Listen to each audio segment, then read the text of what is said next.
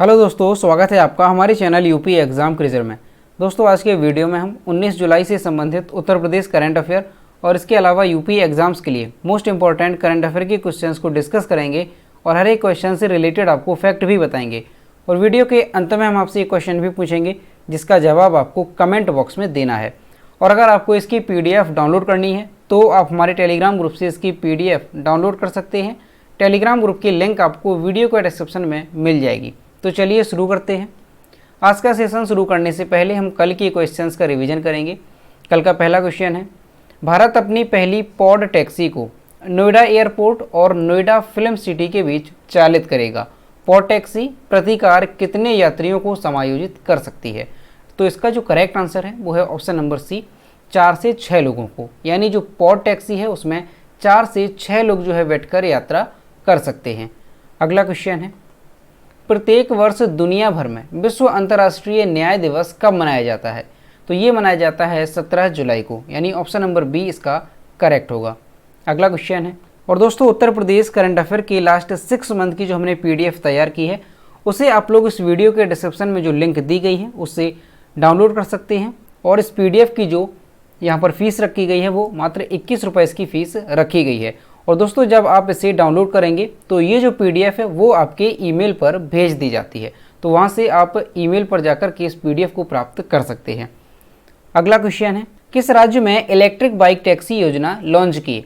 इसका जो correct answer है वो है ऑप्शन नंबर सी, कर्नाटक ने। अगला क्वेश्चन है, किस देश ने दुनिया का सबसे बड़ा तैरता सौर पैनल फार्मों का अनावरण किया? इसका जो करेक्ट आंसर है वो है ऑप्शन नंबर सी, सिंगापुर। अगला क्वेश्चन है, AFC महिला क्लब चैंपियनशिप में भारत का प्रतिनिधित्व कौन करेगा? इसका जो करेक्ट आंसर है वो है option number B, Gokulam Kerala FC। अगला क्वेश्चन है, सुरेखा सीकरी का निधन हुआ है, वह एक प्रसिद्ध क्या थी? तो इसका जो करेक्ट आंसर है वो है ऑप्शन नंबर डी, अभिनेत्री।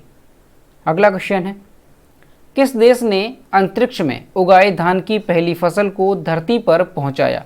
तो ये पहुंचाया है चाइना ने। यानी ऑप्शन नंबर सी इसका करेक्ट होगा। अगला क्वेश्चन है, चीनी स्मार्टफोन निर्माता Xiaomi कॉरपोरेशन ने दुनिया के नंबर 2 स्मार्टफोन निर्माता बनने के लिए दूसरी तिमाही में किसको पछाड़ दिया है? तो इसका जो करेक्ट आंसर है वो है option number C, Apple Inc। अगला क्वेश्चन है, हाल ही में राष्ट्रव्यापी अभियान कोविड टीका संग सुरक्षित वन धन और उद्यम का शुभारंभ किसने किया?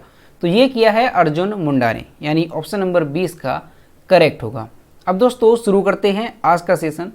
आज का पहला क्वेश्चन है, हाल ही में ब्रेन बेस्ड इंटेलिजेंस टेस्ट किसकी सहायता से बनाया गया? तो ये बनाया गया है IIT कानपुर की सहायता से। यानी ऑप्शन नंबर सी इसका करेक्ट होगा। छात्र छात्राओं, कर्मचारियों और भर्ती प्रक्रिया से पहले प्रतिभागियों की बौद्धिक क्षमता की पहचान करना अब आसान हो जाएगा। IIT कानपुर, अल्बर्टा यूनिवर्सिटी समेत अन्य संस्थानों के विशेषज्ञों ने ब्रेन बेस्ड इंटेलिजेंस टेस्ट तैयार किया है जिससे व्यक्ति के बौद्धिक क्षमता का सटीक आकलन हो सकेगा। ब्रेन बेस्ड इंटेलिजेंस टेस्ट 3 साल में तैयार किया गया है और इस टेस्ट का जो समय है वो करीब 1 घंटे तय किया गया है। तो दोस्तों ये जो ब्रेन बेस्ड इंटेलिजेंस टेस्ट है वो IIT कानपुर और अल्बर्टा यूनिवर्सिटी समेत अन्य संस्थानों के विशेषज्ञों ने मिलकर के इसे तैयार किया है। और ये जो टेस्ट है ये कर्मचारियों और भर्ती प्रक्रिया से पहले प्रतिभागियों की बौद्धिक क्षमता का आकलन करने के लिए तैयार किया गया है। और दोस्तों ये जो टेस्ट है इसमें 98% जो प्रश्न हैं वो चित्र, आकार, चिन्ह पर आधारित हैं। तो आपको ध्यान रखना है कि ये जो ब्रेन बेस्ड इंटेलिजेंस टेस्ट है ये किसकी सहायता से तैयार किया गया है? तो IIT कानपुर। IIT कानपुर की अगर बात करें तो IIT कानपुर की स्थापना कब हुई थी? तो 1959 में IIT कानपुर की स्थापना हुई थी। अगला क्वेश्चन है, देश में नौसेना के लिए पहली रिमोट कंट्रोल मशीन गन बनाई गई है जो समुद्र में कितने किलोमीटर तक मार करेगी?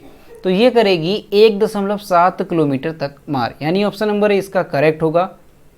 देश में नौसेना के लिए पहली ऐसी मशीन गन बनाई गई है जो समुद्र के अंदर 1.7 किलोमीटर तक मार करेगी। इस 12.7 mm 2 NATO standard heavy machine gun को स्टेबलाइज्ड रिमोट कंट्रोल गन भी कहते हैं। कानपुर की ऑर्डिनेंस फैक्ट्री बोर्ड ने नौसेना व तटरक्षकों को 15 स्टेबलाइज्ड रिमोट कंट्रोल गन सौंपी हैं। रिमोट से संचालित होने वाली यह गन छोटे जहाज़ों को क्षति पहुंचाने में सक्षम है और रात में भी लक्ष्य को ये भेद सकती है। और इसका अगर निर्माण की बात की जाए तो इसका निर्माण कहाँ पर किया गया है, तो आयुध निर्माणी तिरुचिरापल्ली ने इसका निर्माण किया है। अब दोस्तों ये क्वेश्चन मोस्ट इंपॉर्टेंट है, आपको अच्छे से ध्यान रखना है कि जो नौसेना के लिए यह पहली ऐसी हैवी मशीन गन बनाई गई है जो पूरी तरह से ऑटोमेटिक है, यानी रिमोट के जरिए इससे लक्ष्य भेदा जाता है। और इसमें CCD कैमरा, थर्मल इमेजर और लेज़र रेंज फाइंडर भी लगाया गया है, जिसके जरिए ये रात के वक्त में भी लक्ष्य को भेद सकती है। और इसमें एक ट्रैकिंग सिस्टम भी लगाया गया है जो लक्ष्य को सटीक तरीके से पहचान करता है। और दोस्तों जो कानपुर के स्मॉल आर्म्स फैक्ट्री के अपर महाप्रबंधक और ऑर्डिनेंस फैक्ट्री बोर्ड के जो उप महानिदेशक हैं, उन्होंने ये जानकारी दी है कि अभी तक ऐसी कोई हैवी मशीन गन नौसेना को ध्यान में रखकर नहीं बनी थी जो रिमोट से संचालित हो। तो आपको ध्यान रखना है कि देश में जो है इस तरह की पहली मशीन गन बनाई गई है जो समुद्र में कितने किलोमीटर तक मार कर सकती है, तो 1.7 किलोमीटर तक ये समुद्र के अंदर मार कर सकती है। और कानपुर की ऑर्डिनेंस फैक्ट्री के जो उप महानिदेशक हैं, उन्होंने तटरक्षकों और नौसेना को 15 स्टेबलाइज्ड रिमोट कंट्रोल गन जो है वो सौंपी हैं। और यहाँ पर आप इमेज में देख सकते हैं, ये हैं automatic remote control machine gun.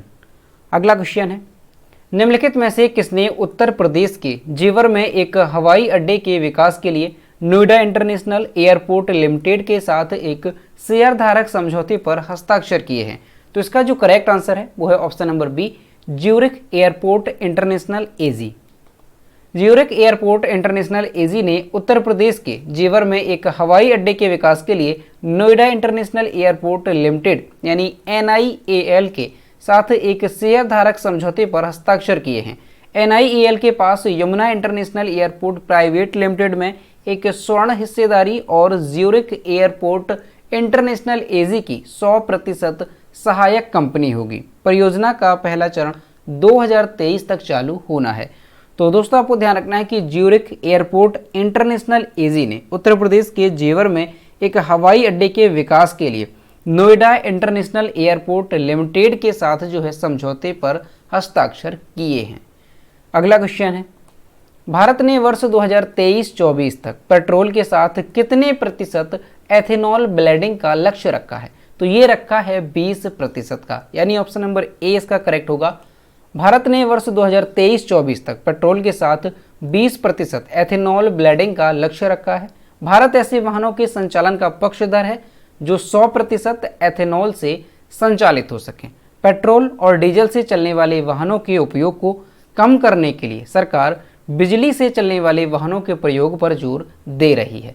तो दोस्तों आपको ध्यान रखना है कि भारत ने वर्ष 2023-24 तक पेट्रोल के साथ 20% एथेनॉल ब्लेंडिंग का लक्ष्य रखा है। अगला क्वेश्चन है, किस राज्य ने किसानों के लिए मुख्यमंत्री किसान मित्र ऊर्जा योजना शुरू करने की घोषणा की है? तो इसका जो सही जवाब है वो है option number C, Rajasthan. Rajasthan ने किसानों के लिए मुख्यमंत्री किसान मित्र ऊर्जा योजना शुरू करने की घोषणा की है। इस योजना से कृषि उपभोक्ताओं को बिजली बिलों में अनुदान मिलेगा। किसानों को समृद्ध बनाना सरकार का लक्ष्य है।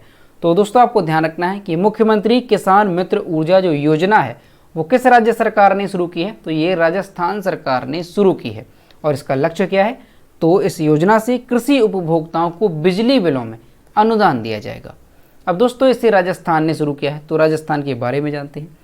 तो ये है मैप में राजस्थान। राजस्थान की कैपिटल है जयपुर। राजस्थान के चीफ मिनिस्टर हैं अशोक गहलोत और राजस्थान के गवर्नर हैं कलराज मिश्र। और दोस्तों राजस्थान में लोकसभा सीटों की संख्या कितनी है? तो लोकसभा सीटों की संख्या है यहाँ पर 25 और राज्यसभा सीटों की संख्या यहाँ पर 10। और अगर एरिया वाइज देखा जाए तो राजस्थान पहले स्थान पर है, यानी एरिया वाइज की रैंकिंग फर्स्ट है। और अगर पॉपुलेशन वाइज देखा जाए तो इसकी रैंकिंग 7वें नंबर पर है। तो ये आपको ध्यान रखना है, एरिया वाइज फर्स्ट और पॉपुलेशन वाइज ये 7th पोजीशन पर है। और दोस्तों जो भारत का सबसे बड़ा रेगिस्तान है वो कौन सा है? थार का रेगिस्तान। और ये कहाँ पर है? तो ये राजस्थान में स्थित है। थार का रेगिस्तान कहाँ पर है? राजस्थान में स्थित है। और ये भारत का सबसे बड़ा रेगिस्तान है। और दोस्तों ये जो थार का रेगिस्तान है ये विश्व का 17वां सबसे बड़ा रेगिस्तान है, तो ये भी आपको ध्यान रखना है।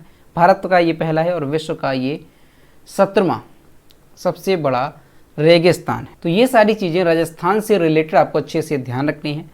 अगला क्वेश्चन है, निम्नलिखित में से कौन सा त्यौहार जुलाई 2021 में उत्तराखंड के कुमाऊं क्षेत्र में नई फसल की याद में कई क्षेत्रों में मनाया गया? इसका जो करेक्ट आंसर है वो है option number D, Harela. Uttarakhand के कुमाऊं क्षेत्र में 16 जुलाई 2021 को नई फसल की याद में मनाए जाने वाला त्यौहार हरेला कई क्षेत्रों में मनाया गया। हरेला को मानसून के शुरू होते ही मनाया जाता है और इसे पूरे कुमाऊं क्षेत्र में सबसे महत्वपूर्ण त्योहारों में से एक माना जाता है। लगभग 5 से 7 प्रकार के बीजों को छोटी बाल्टियों में बोया जाता है और प्रतिदिन पानी दिया जाता है। तो दोस्तों आपको ध्यान रखना है कि जो हरेला त्यौहार है ये किस राज्य से संबंधित है? तो ये उत्तराखंड से संबंधित है और ये उत्तराखंड में कुमाऊं क्षेत्र में मनाया जाता है। अब दोस्तों उत्तराखंड की अगर बात करें तो उत्तराखंड के मुख्यमंत्री कौन है? तो पुष्कर सिंह धामी। उत्तराखंड के राज्यपाल कौन है? तो बेबी रानी मौर्य। और उत्तराखंड की राजधानी क्या है? तो देहरादून उत्तराखंड की राजधानी है। अगला क्वेश्चन, किसने घोषणा की है कि देश की सीमा पर जल्द ही एक ड्रोन रोधी स्वदेशी प्रणाली तैनात की जाएगी? इसका जो करेक्ट आंसर है वो है option number A, Amit Shah ने। देश की सीमा पर जल्द ही एक ड्रोन रोधी स्वदेशी प्रणाली तैनात की जाएगी। यह घोषणा गृह मंत्री अमित शाह ने नई दिल्ली में सीमा सुरक्षा बल बीएसएफ के 18वें अलंकरण समारोह को संबोधित करते हुए की है। रक्षा अनुसंधान एवं विकास संगठन अन्य संबंधित एजेंसियों के साथ इस प्रणाली पर काम कर रहे हैं। तो दोस्तों आपको ध्यान रखना है कि जल्द ही देश की सीमा पर एक ड्रोन रोधी स्वदेशी प्रणाली की तैनाती की जाएगी। ये घोषणा किसने की है? तो गृह मंत्री अमित शाह ने इसकी घोषणा की है। अगला क्वेश्चन है, क्षेत्रीय कनेक्टिविटी बढ़ाने के लिए स्थापित किए जा रहे नए क्वाड ग्रुप में अमेरिका, अफगानिस्तान और पाकिस्तान के साथ कौन सा देश शामिल है? तो ये शामिल है उज्बेकिस्तान, यानी ऑप्शन नंबर 20 का करेक्ट होगा। क्षेत्रीय कनेक्टिविटी बढ़ाने के लिए स्थापित किए जा रहे नए क्वाड ग्रुप में अमेरिका को, अफगानिस्तान और पाकिस्तान के साथ उज्बेकिस्तान भी शामिल है। ये चारों देश इस नए राजनयिक प्लेटफॉर्म को स्थापित करने के लिए सैद्धांतिक रूप से सहमत हुए हैं। इस ग्रुप के सदस्य अफगानिस्तान में शांति और स्थिरता को क्षेत्रीय कनेक्टिविटी के लिए महत्वपूर्ण मानते हैं। तो दोस्तों आपको ध्यान रखना है कि क्षेत्रीय कनेक्टिविटी बढ़ाने के लिए एक स्थापित किया जा रहा है क्वाड ग्रुप, जिसमें अमेरिका, अफगानिस्तान, पाकिस्तान और उज्बेकिस्तान कंट्री शामिल हैं। अगला क्वेश्चन है, अमेरिका ने भारत में किसे MH-60R मल्टी रोल 2 हेलीकॉप्टर सौंपे हैं? तो ये सौंपे हैं भारतीय नौसेना को, यानी ऑप्शन नंबर ए इसका करेक्ट होगा। अमेरिका ने भारतीय नौसेना को 2 MH-60R मल्टी रोल हेलीकॉप्टर सौंपे हैं। यह हेलीकॉप्टर भारतीय नौसेना को अपनी लड़ाकू क्षमताओं को बढ़ाने में मददगार साबित होंगे। MH-60R हेलीकॉप्टर सभी मौसम में कार्य करने योग्य हैं। इसमें लगी अत्याधुनिक वैमानिकी और सेंसर तकनीकी विभिन्न अभियानों को अंजाम देने में समर्थ है। तो दोस्तों आपको ध्यान रखना है कि जो MH-60R मल्टी रोल हेलीकॉप्टर है ये किस देश ने भारत को सौंपे हैं? तो अमेरिका ने। और किस भारतीय सेना को सौंपे गए हैं? तो भारतीय नौसेना को ये 2 हेलीकॉप्टर सौंपे गए हैं। अब दोस्तों अमेरिका ने ये सौंपे हैं, तो अमेरिका की राजधानी क्या है? Washington DC। अमेरिका की मुद्रा क्या है? अमेरिकी डॉलर। अमेरिका के राष्ट्रपति कौन है? तो जो बाइडेन अमेरिका के राष्ट्रपति हैं। और यहाँ पर आप इमेज में देख सकते हैं ये हैं मल्टी रोल हेलीकॉप्टर जो कि भारतीय नौसेना को सौंपे गए हैं।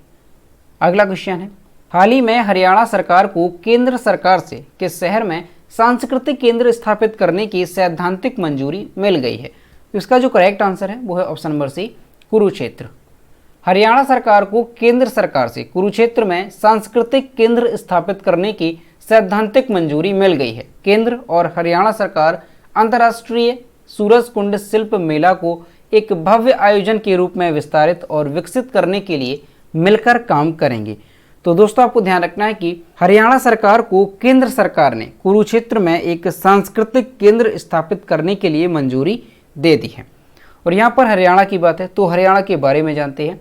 ये है मैप में हरियाणा। हरियाणा की कैपिटल है चंडीगढ़। हरियाणा के चीफ मिनिस्टर हैं मनोहर लाल खट्टर और हरियाणा के गवर्नर हैं बंडारू दत्तात्रेय। और हरियाणा में राज्यसभा सीटों की संख्या कितनी है, तो ध्यान रखना है 5 और लोकसभा सीटों की संख्या है यहाँ पे 10। तो दोस्तों ये थे 19 जुलाई से संबंधित उत्तर प्रदेश करंट अफेयर और इसके अलावा यूपी एग्जाम्स के लिए मोस्ट इंपॉर्टेंट करंट अफेयर के क्वेश्चन जो कि हमने डिस्कस किए। अब हम देखते हैं कल के वीडियो का क्वेश्चन जो हमने आपसे पूछा था।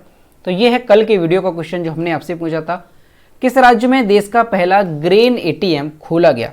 इसका जो करेक्ट आंसर था वो ऑप्शन नंबर ए था, हरियाणा गुरुग्राम में। और लगभग सभी स्टूडेंट्स ने इसके सही जवाब किए। और मैं आपसे हर रोज़ कहता हूँ कि जो भी क्वेश्चन आपसे पूछा जाए तो सभी लोग उसका आंसर जरूर किया करो। ये है आज का क्वेश्चन, होने वाले टोक्यो पैरालंपिक में हिस्सा लेने वाले देश के पहले IAS अधिकारी कौन होंगे। ऑप्शन नंबर ए है दीपक रावत, बी है सुहास एलवाई, सी है राजेश सिंह और डी है अशोक खेमका। तो इसका जो भी करेक्ट आंसर है वो आपको कमेंट बॉक्स में बताना है। तो दोस्तों अगर आपको आज का वीडियो पसंद आया हो तो वीडियो को लाइक करें, शेयर करें और अगर चैनल पर नए हैं तो चैनल को सब्सक्राइब करना ना भूलें। साथ ही बेल आइकन को भी प्रेस करें ताकि टाइम टू टाइम नोटिफिकेशन आप तक पहुंचता रहे। तो मिलते हैं नेक्स्ट वीडियो में। Thank you.